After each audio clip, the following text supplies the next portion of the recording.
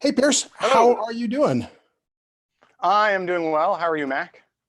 I'm doing pretty well. It's been sort of a chaotic week again, but I'm getting through it. Yes. Yep. Chaotic over here too. My big thing this week was trying to learn technology. So hopefully my camera and audio, especially my camera, is better today. Thank you very much for that, by the way, helping out with that from 800 miles away or however far away you actually are. What has been one of the big things for you this week? Whew. This week's been kind of blurry, but I can tell you one of the big things that's coming up for this week is we got D&D tonight. Oh, that's right. We do. Yes. That is going to be exciting. I think there are like 12 people in that game, which is Yeah, crazy. But crazy. if you're playing the game at home, this is where we mentioned Brother Scott. Yep, He's DMing and he does a great job. And I'm looking great. actually really impressed with managing 12 people on one video call for a D&D game. Like that is serious skill. Yeah, I mean, it goes slowly in combat because it takes, an hour to go around, but everyone's like being efficient and they're staying kind of on task. So, yeah. Yep. Yeah, I think what will improve it more for me too is now that I get to know the other characters better, there can be more side chat in the chat independently Yes. of the game. And so that'll be fun. But yes, so that is coming up. Yeah. But today we wanted to record, you had listened to a podcast. Yes. What was that podcast again? It was who it was. Was it Blanking on his name. Conversations? What's that? Conversations with Bill Kristol? Yeah, that's what it was. And he had on as a guest a guy named Arthur Melzer. And about Right. halfway into this interview, talking about this guy's, it's not actually a new book. I think he wrote it a few years ago. Yeah, 2014. Yeah, but they're talking about the ideas in this book, and I thought, okay, I got to talk to Pierce about this. So I sent you Yes. the link. What'd you think? And I listened to it. I actually subscribed to his podcast anyway, but I only listened to about a third of the episodes just Right. because Yeah. I only listened to so much. It was great. It was a really great interview. And I'm impressed. I looked a little bit more into it, and I'm impressed by Arthur Melzer's research. Yeah. Just the amount of data. And I read a little bit more about it, and now I appreciate more why he had to write it, because we're going to get into it. But from my perspective, it's a little bit of duh, of course. There's Okay. no great insight, but at the same time, there are insights. So Right. it was exciting for me. Right. Well, how Yeah. about we explain what Melzer's thesis is and what Oh, yeah. this whole thing's about? Yeah, so the book's title, you'll see me looking down at my notes, is Philosophy Between the Lines, the Lost History, and this is the key word here, of esoteric writing. And the basic idea is that there are two kinds of writing, exoteric and esoteric. And exoteric is the kind of writing that you, dear reader, probably read all the time, at least you think you do. And it's the stuff that is basically, it is what it says it is.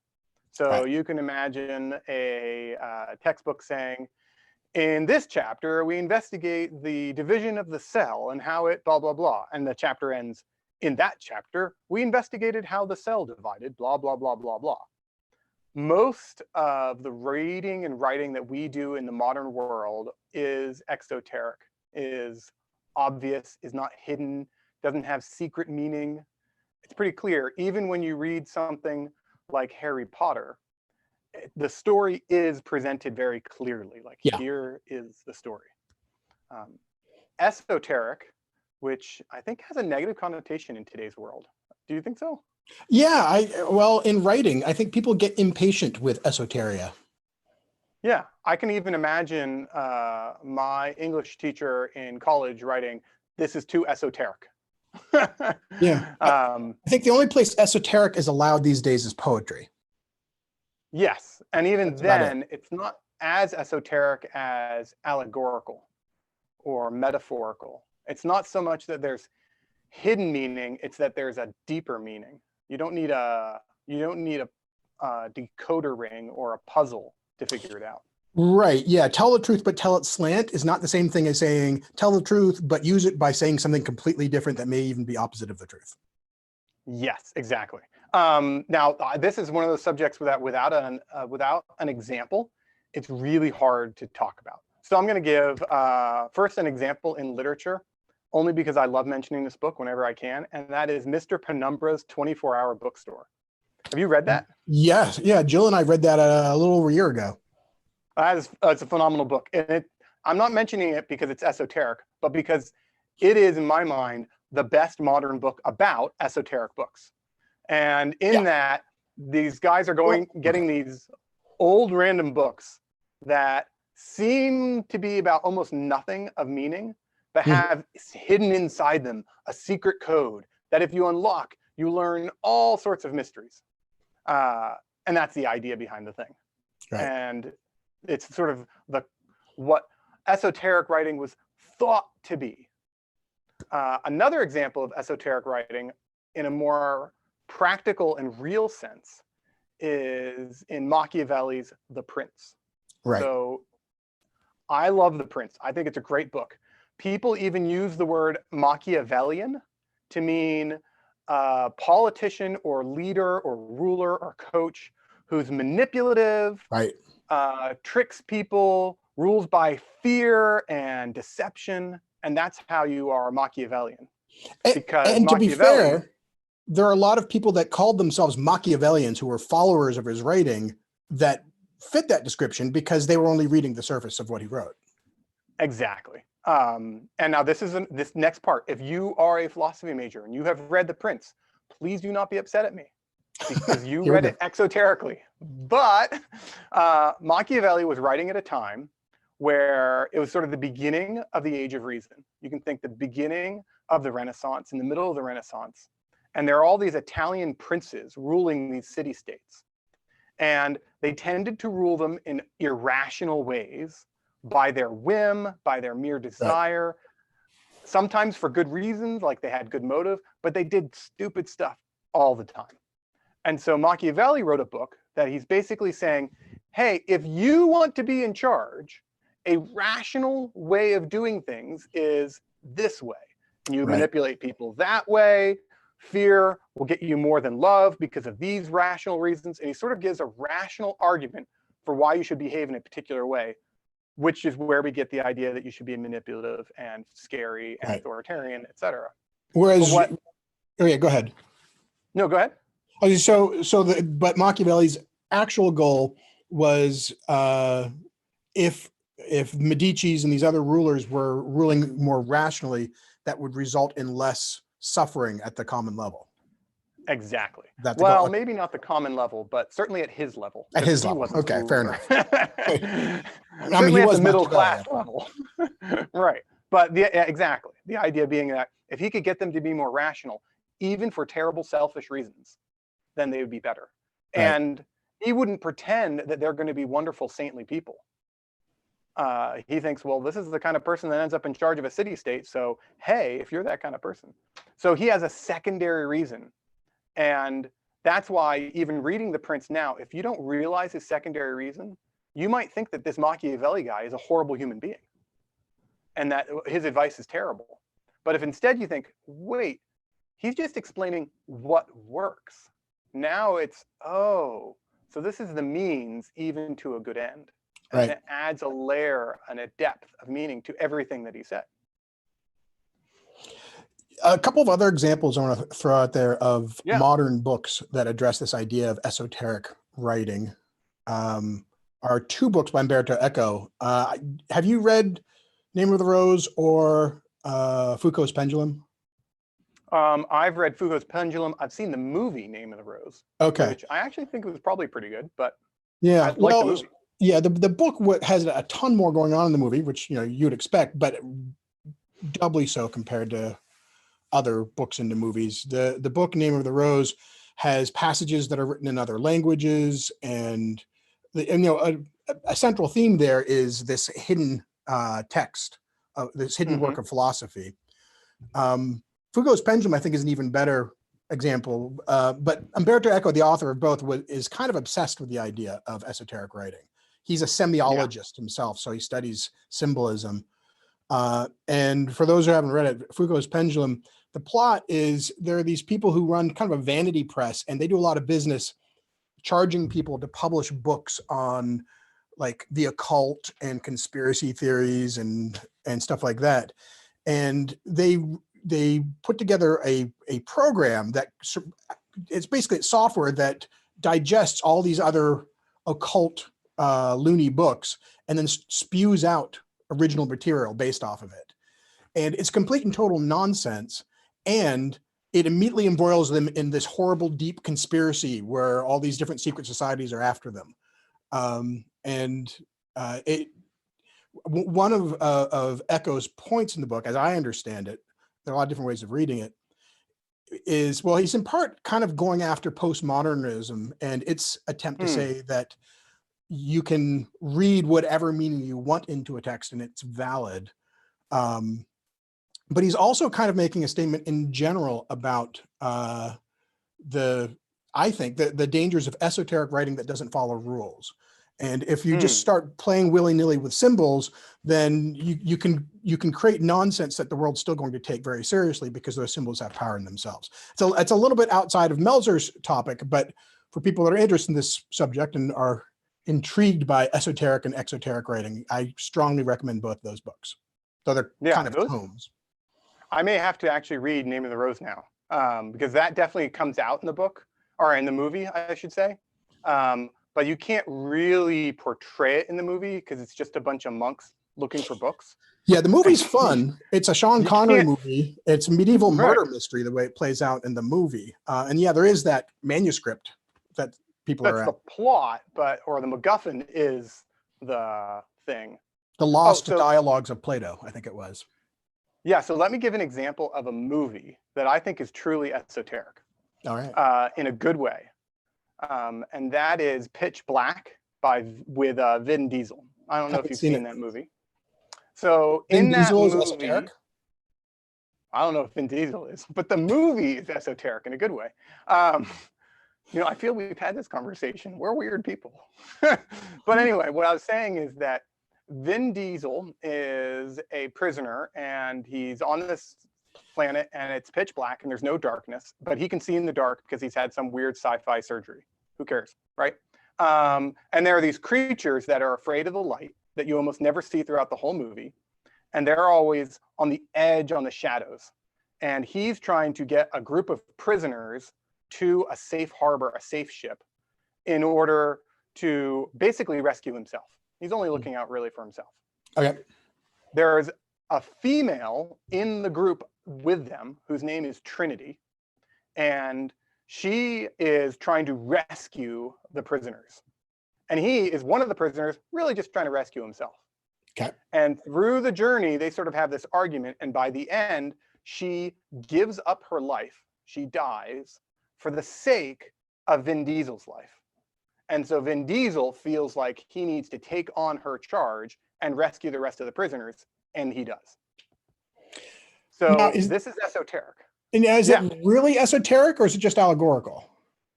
So allegory can be esoteric. What makes something esoteric, at least according to Melzer and some others, but we're going to go with Melzer, is that they have an agenda or a meaning that they're purposely hiding for one of four reasons that we'll get to in a minute. Mm-hmm. In this movie, the writer and the producer and some of the actors all openly acknowledge outside of the movie, but in other interviews, that this is a Christian Christ allegory. Right. That this is about Jesus Christ. But it was never promoted or advertised or sold as such. No, because, and they say this, we don't think a Christian allegory would sell if people knew it was a Christian allegory. But if it's just an action movie, sure, people will do it. And that way they can sneak in this message that self-sacrifice and taking up somebody else's sacrifice as your own is an inherent good. And that's a great illustration. Trying to promote. What? Uh-oh. Can I hear you now? My internet connection is unstable. Can you hear me okay? Yeah, I can. Yeah, I had a hiccup in my net connection. I was just saying that was one of the four. Oh, no. Yes, that is one of the four, that relates to one of the four ways that esotericism. I don't know. I'm going to wait to see if he comes back. Are you back? I can see you. All right. Could you hear me? Yeah, you never skipped as far as I could tell. Okay. Well, then I'm just going to go forward. So yeah, so there are four reasons for esotericism, according to Melzer. And if you're following along, I'm very proud of you. This is kind of esoteric. No, it's not. But so there are four reasons that someone might hide the true meaning of a work of fiction or nonfiction. And I'll just go through them really quickly. And then I'd love to get your thoughts on the four. So the first is fear of persecution. Like Right. you can imagine someone doesn't want to be persecuted by a prince in Italy. So he doesn't write a book saying, you guys are idiots, you should be more rational. Instead, he says, here's how to be a better person. Or if someone's Christian and they work in Hollywood, they don't want to be persecuted as a Christian and think, oh, you dumb religious person. So fear of persecution, that the truths themselves are dangerous. And that's sort of protective esotericism. That's where we can get more into it, but that's where you're afraid that if you put the ideas out there, that the ideas might damage society. And so you don't think the society's ready for it. You don't think that you can just tell the truth openly because the truth may be itself rejected. We can talk a little bit more about that. Yep. Then pedagogical esotericism, which is where you're being esoteric in order to have a better impact on people aesthetically. It's just an aesthetic way of doing something. You know, making a movie pitch black is going to be more appealing to people, delightful, than just telling people a Christian allegory. Right. And then the last one is political esotericism. And that's related to that educational one. And that is, you're actually trying to change things. You're being esoteric with a specific agenda. And these aren't mutually exclusive or jointly exhaustive. But these are sort of some of the reasons that people might write or create art in an esoteric way. Right. And so Melzer's thesis is, or let me back up. In general, people who study philosophy all acknowledge that there are some philosophers throughout time who have written esoterically. Yes. All the mystics were considered to be, in general, esoteric writers. But Melzer's contention is that it's not just every era you've got some esoteric guys, so much as esoteric writing was the standard for at least philosophical writing, if not a lot of other kinds of writing, going all the way back to the dawn of philosophy and writing and continuing forward all up to sometime near the middle or the end of the Enlightenment. Yeah, I would say that's accurate. For about 2,500 years, it's not just that esoteric writing was there, but that it was a dominant style. And he actually has an appendix to his book that he couldn't publish with the book that is available online. Yeah, and it's small print, and it's 110 pages long, and it is exhaustive and unavoidably like, wow. Our viewers are leaning in forward now. Wow, a massive appendix I can download? That's right. Oh, I thought it was cool. But if you're the kind of person that says, well, but Aristotle wasn't an esoteric writer. He has evidence. Yeah. Plato, obviously, more so. And et cetera, et cetera, et cetera, on through the ages with Descartes, who's supposed to be a serious rationalist. Thomas Aquinas, who's supposed to be more of a rationalist. Diderot, all these Enlightenment thinkers, even they talk about esotericism. And even use esoteric writing in their Enlightenment writing, which I think is fascinating. So yeah, that it's a dominant style. And he's got a further point. He actually wrote a paper called The Pedagogical Motive for Esoteric Writing. And in that paper, he's basically saying, we, university professors and Western people and Americans in general, should write and teach with esoteric tools more often. Not just that this was something that was used in the past, but it was useful and we've lost something by not doing it anymore. So it's not just so much that it was the dominant way of doing it, but that we've lost something by not doing it anymore. And more importantly, we've lost something by not realizing that all these people in the past wrote in an esoteric way. Right. So I wanted to ask you two questions, and you can answer them any order you want. The first one is, I mean, I've studied philosophy, but you were a philosophy. Yeah, I was a philosophy major. And looked at like the grand scope of philosophy in a way that I haven't. So my first question is a short one, and that is, do you buy Melzer's thesis? Do you think that he's correct? And then the second one, we have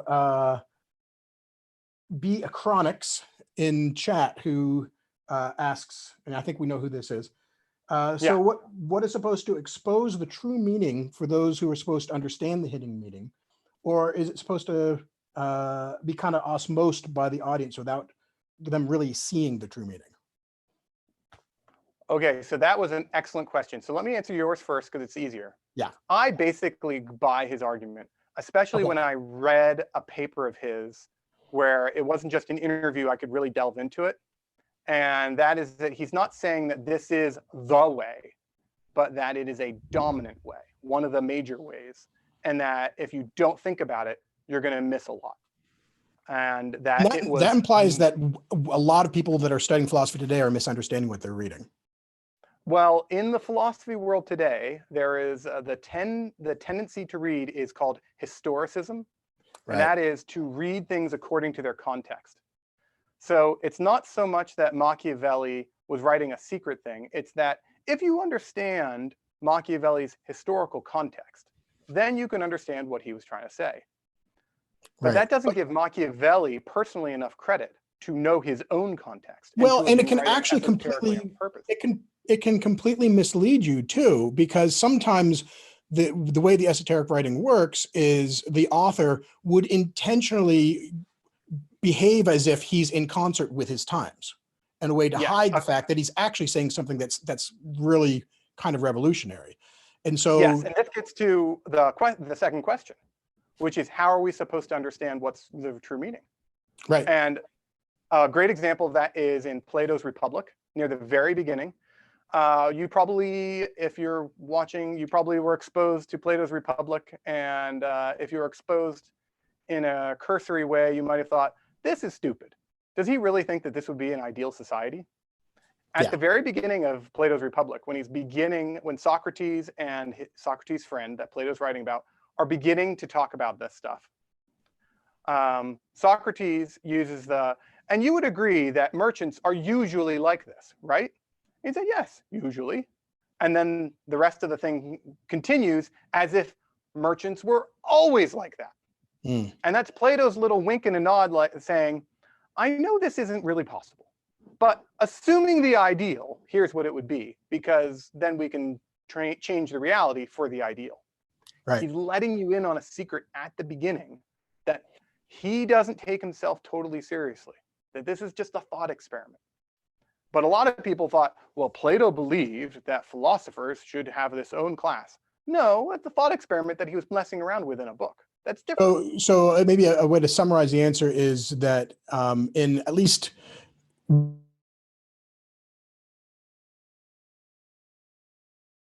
signal to look for the hidden meaning. Yeah. Sort of like in the Bible itself, which is written by correspondences, it has an internal meaning and all these different representatives, and yet there are places where we'll just plainly make statements like your doctrine is the rain, and or statements like the Lord never spoke except by parable. That's like hint, hint. The whole thing's a parable. You got to read it that way. Right. Or from the Psalms, listen to a parable, a tale of old, and then they tell you the book of Exodus in brief. Right. Implying that the book of Exodus is a parable, at least as it was told in the Psalms, which is itself pretty amazing. It's not just what Jesus spoke, but anything could be a parable. Yeah, but that leads to the problem of esoteric writing. And I'm guessing this might be one of our listeners, the guy who wrote in might have been critiquing. So if you're supposed to use a code buried in the text, or perhaps some other code, like maybe Plato is writing, assuming you read these other people, and if you had read these other people, then you'd know really what he's talking about. The problem with that is that you can read anything into any text that way. So as soon as you say it's written in an esoteric fashion, that's why it really means something totally different. It's sort of unfair. Yeah. And that's the problem with scripture and esoteric reading. Well, that people could, see, I would say that's the problem with many esoteric readings of scripture. And what makes the Swedenborgian approach so interesting to me is that it has a rigor to it that other mystic readings of the Bible don't have, in that there is a set of fixed rules of interpretation. Yeah, now at this moment, I want to be mindful of the fact that some people watching might not know who Swedenborg is. Yes. And might not know what the New Church interpretation of the Bible is. And I don't think we can go into it in depth here. That would be another hour, yeah. Yeah, but it is really worth thinking about. On that, so I wanted to talk about a little bit about, like you said, it's in the text itself, and you can use a certain amount of intellectual rigor to test your own knowledge of it. And I think one of the problems with man-made esoteric writing is that it's not going to be rigorous in people's study of it. Because while Plato is interesting, and even Thomas Aquinas and even all these other people, they're not important enough that we have to get it right. Because people aren't basing rockets to the moon. They're not basing their entire value system off of what Plato said. At least today, people aren't. Which is why you don't want to have esoteric writing explaining how to go to the moon, because you'll kill astronauts. Yeah. But when you start basing a value system off of something that it was written esoterically, that becomes dangerous, because then you can interpret any value out of that and say, God said so. And this becomes why I think some people don't like to say that the Bible has a hidden meaning or an esoteric writing style. Because then you could say anything. Well, so I have a different issue with esoteric writing, not specifically with scripture, but just in general. And this is sort of a love-hate thing. Like for years, I've been fascinated not only by symbolism in sacred texts, Gnosticism, all that stuff. I've been fascinated by it. And at the same time, the more I delve into esoteria, the stronger the impression in my mind grows that kind of elitist. Like there's a built-in assumption that what I have to say is only for certain ears. And yes, I'm aware of sort of the irony of that, echoing the "he who has ears to hear, let him hear" in the New Testament. And for some reason, I don't have a problem with it in the New Testament. But the idea that all philosophers were writing these things that they knew most people weren't going to get. Right. So I'm a professional communicator. It's what that's if I had to define what I am and look at all the different roles that I play, I am a communicator. And for me, being a successful communicator means having a clear idea and system of ideas around it, communicating in a clear way so it can be understood in a way that also appeals to people's affections, so it results in changed behavior or action, either improving their life, improving society. And in my mind, that only works when you're extremely democratic about how you communicate. Because if you really want to make a difference, people have to understand you. And the idea that the really smart stuff is put in code so only the smart people get it. I don't know, that rubs me wrong.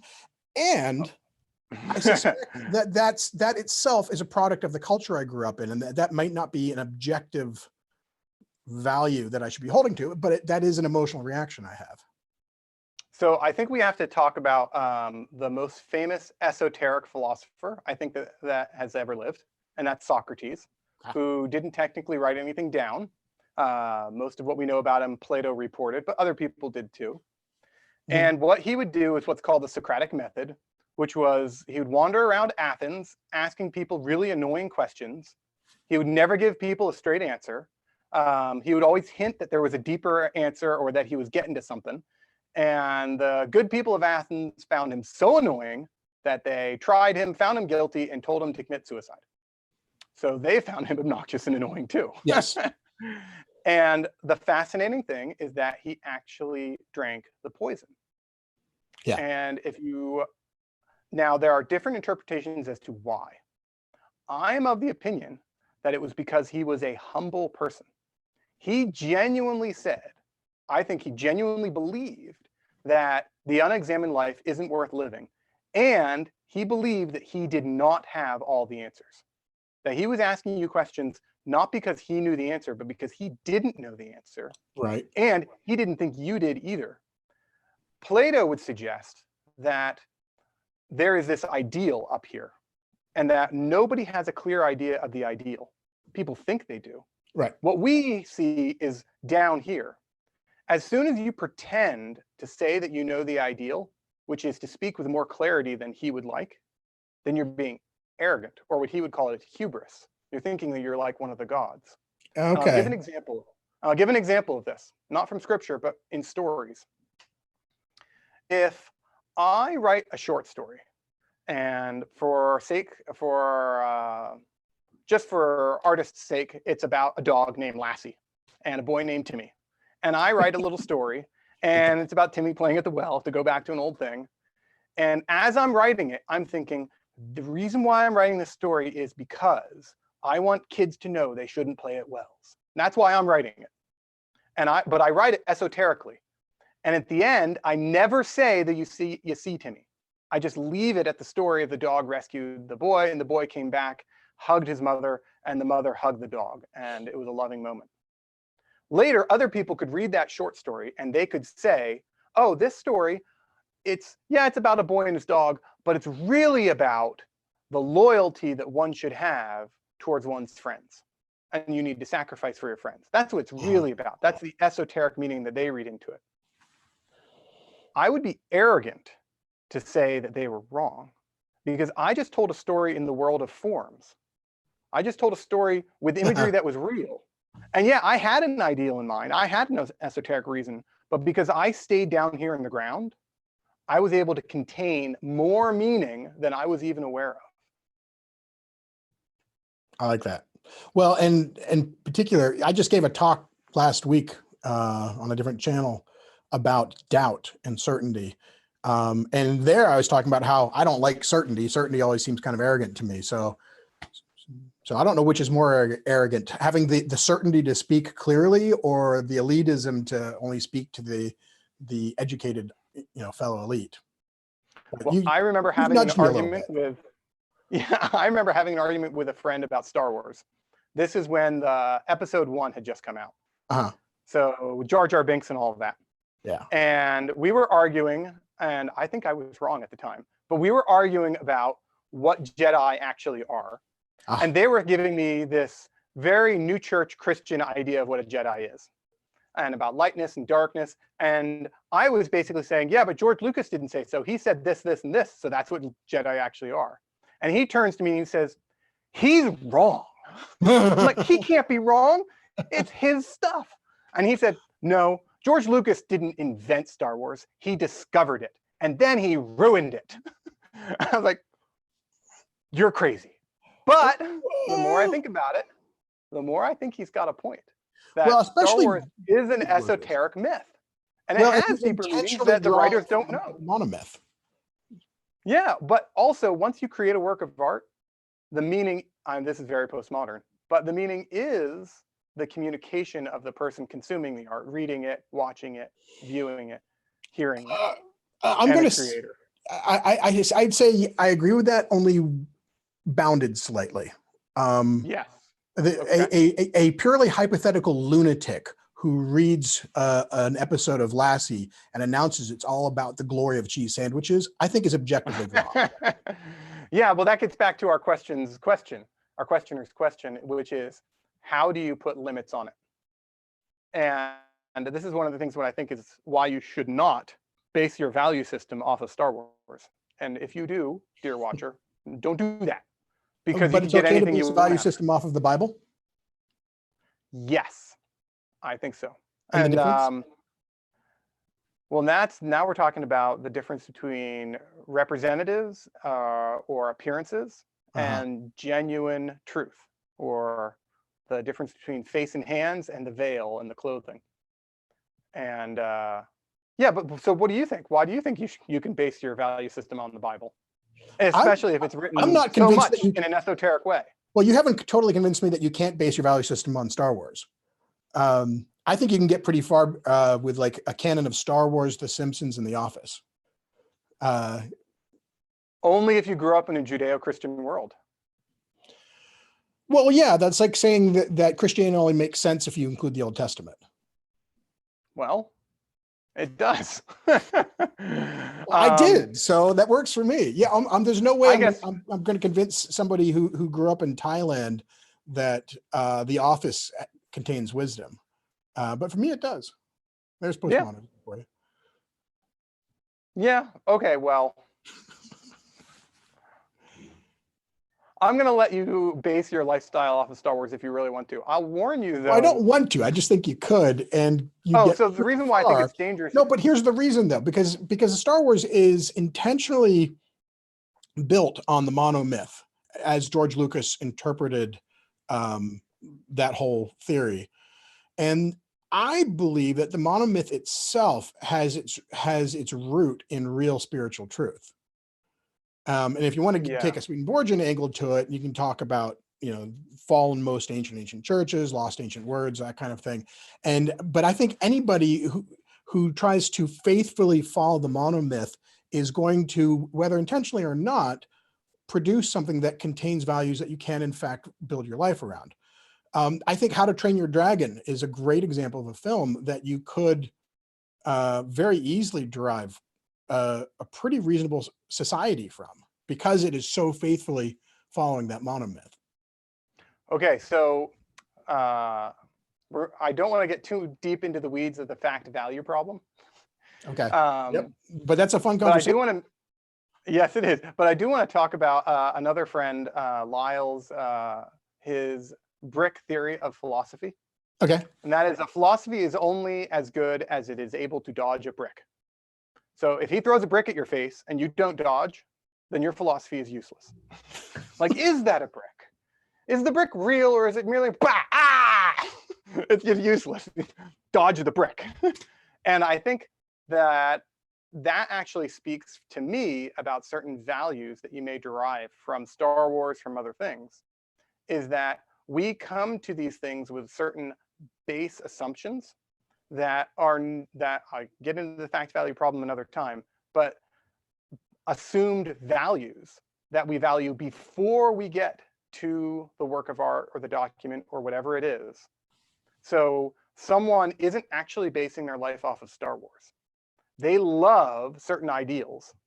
They see those ideals in Star Wars. And so they use Star Wars as a way of giving structure to those ideals that they love. But they came with those loves before Star Wars. Maybe Star Wars guided and strengthened those loves, but they have a certain value that they want to see. And that's why they can base it off of Star Wars. I think what you're describing would also fit the casual Christian. I think there are a lot of people that see values they already hold in the teachings of one or another Christian denomination and say, okay, that's true because I believe it, rather than I believe it because it's true. And so that there's a difference between that and deciding to hold something as an authority.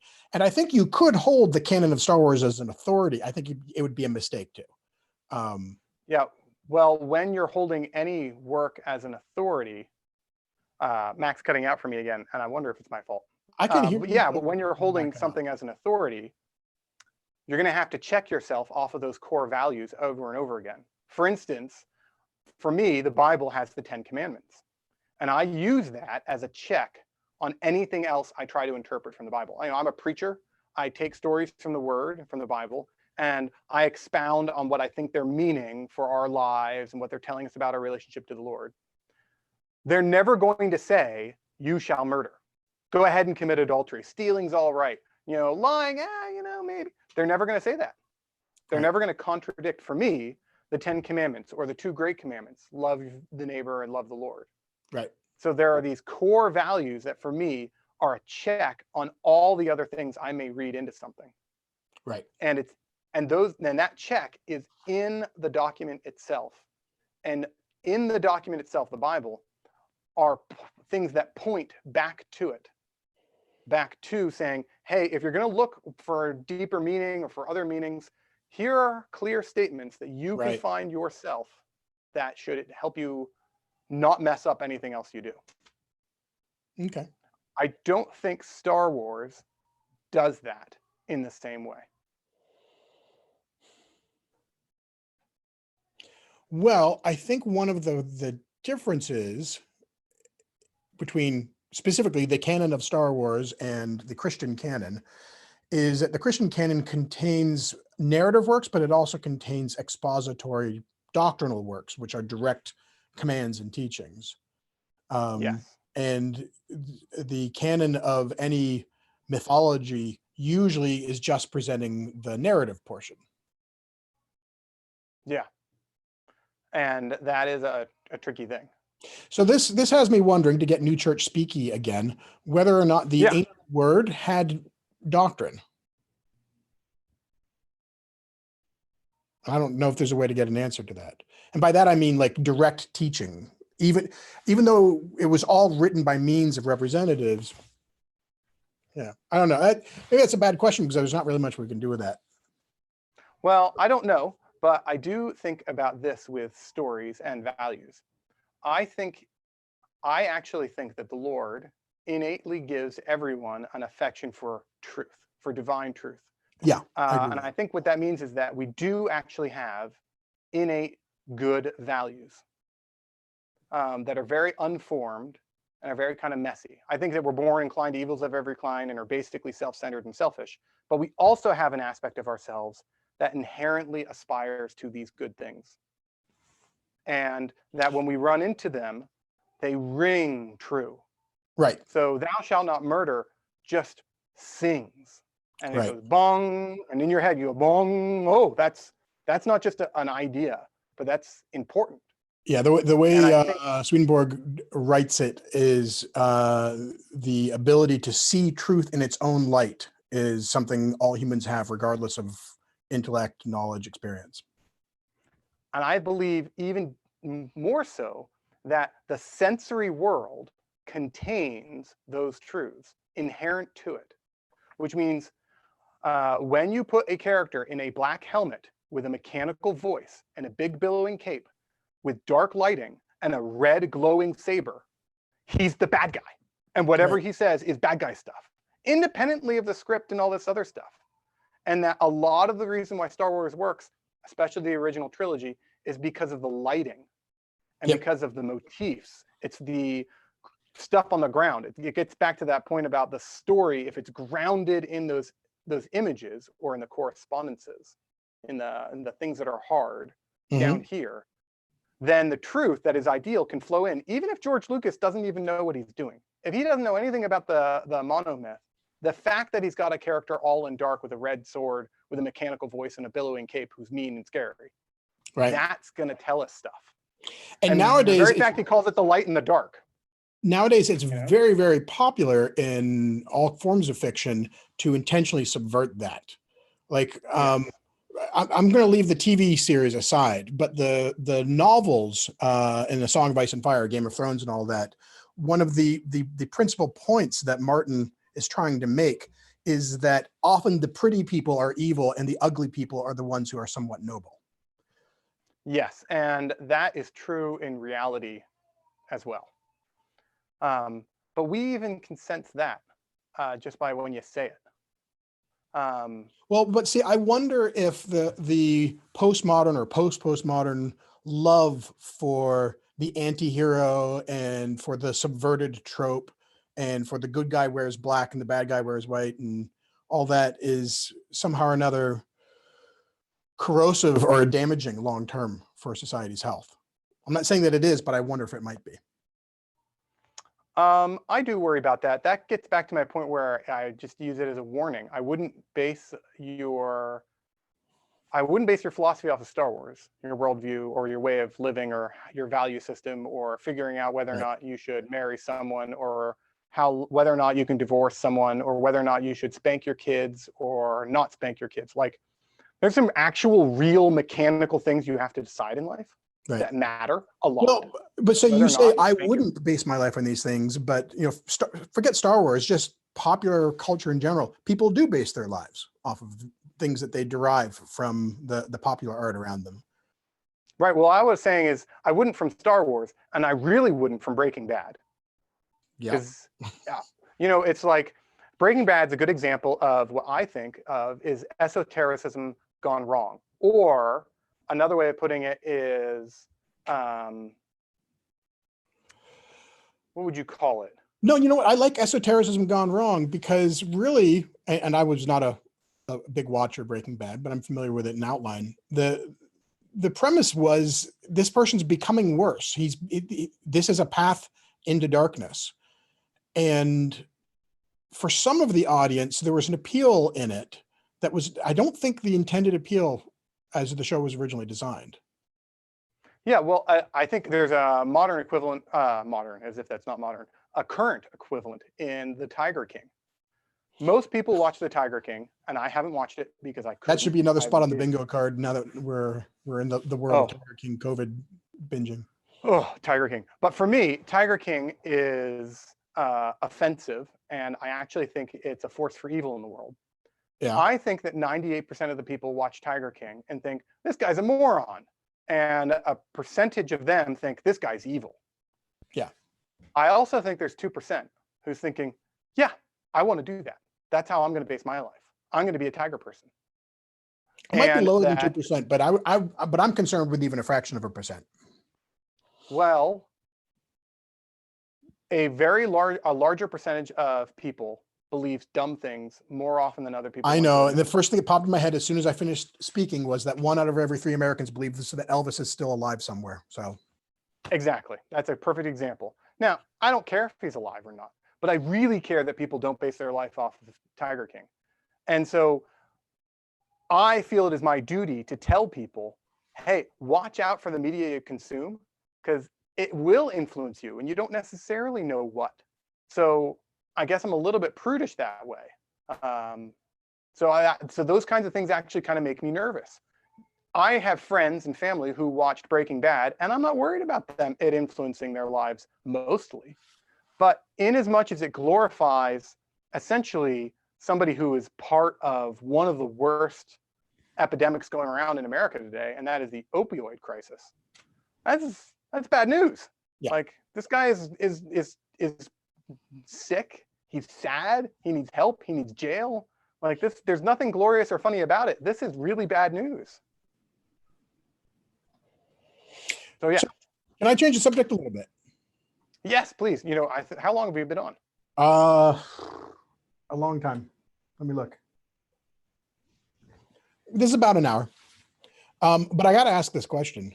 So you accept Melzer's thesis that philosophical writing, it was more the rule than the exception, that people were writing esoterically all the way up to and including Enlightenment writers.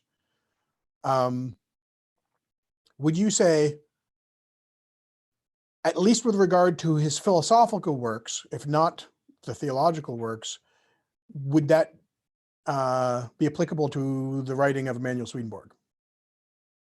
No, I think that he is very clearly not an esoteric writer. Okay, but that's my intuition too. But like, how would you defend that point? He says so. So, and I really do think that matters. Yeah. You know, it's one thing for someone to say, I'm being clear. It's another thing for someone to say, I acknowledge that some of the most important things ever written are esoteric. One of my goals is to try and make them clear. And that's what he was saying. Now, right. Well, and one of the big criticisms, he also wrote a bunch of stories. His writing was too simple, and he just owned that and said, okay. And yeah. I now have sort of come around to understand that in part may be talking about the fact that people were expecting some sort of esoteric wink, wink, nudge, nudge. And he was just sort of going at it like a bull. You know, here's what I'm saying. Yes, this is not, what's that obnoxious prophet? Jeremiah? No. He's not a Elisha? No, they're both real prophets. No, this is a guy. Yeah, but they're also obnoxious. I mean, yeah, but no, this is a medieval guy that everyone thinks. Oh, he predicted what? I'll Maimonides? remember it later. No, people are screaming at their screens right now. He was very That's the kind of popular. viewers we have. He was very popular in the 90s. He was a medieval. I'm right. Orson Welles did the spell Right. about him. And he was actually writing esoterically about French court intrigues, and we've all interpreted it as 9/11 prophecies. That guy. Yeah, I don't even remember. But the name. point is that people thought that the second coming or the next prophet would be like that guy. Right. And I really like that it's actually just a super nerdy scientist guy who says, you know, when the Bible said love your neighbor, it really, really means love your neighbor. Really. And a whole message, it's all about loving the Lord and loving the neighbor. And that's the hidden meaning. I love that that's the secret meaning. Like, love your neighbor. Oh, my camera just died. Oh, did it? Which means, well, my battery did. Oh, well, then I guess we're at the end of our time. You know why my battery dies? Because I was about to You spent so reveal much time trying to get it hooked up earlier today. Yeah. Did you cut the feed? Or are we still live?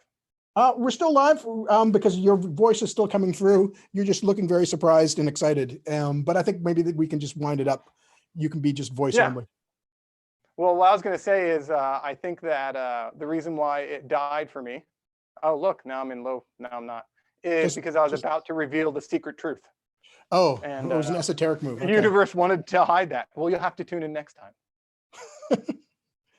Also, okay. Well, you know, this has Mac, been a great conversation, Pearse. Do you have any like final thoughts you want to put on it? Yeah, we had an outline and we totally didn't follow it. And we're going to go into these 4 reasons. We didn't talk about it. There's all this great stuff we were going to say. So charge your battery and we can maybe pick up this conversation next time. And that way we don't have to do any new research for a new topic. Yeah. And I think that next time you should talk more and maybe we get the better internet connection too. Yeah. Yeah. The connection here has been bad all day. I think it's got coronavirus, but yeah. All right then. Okay. Well, that's it for us. Just want to say, if you enjoy this kind of nonsense, please subscribe to my channel here, or if you're watching it on Pearse's channel where the recording will be posted, subscribe to his channel or subscribe to both. And share this with other people. If you thought this was interesting, the odds are you're nerdy enough to know someone else who would as well. And yeah, it's good talking to you guys, and good talking to you, Pearse. Yep. Good talking to you, Mac. Bye-bye. Take care.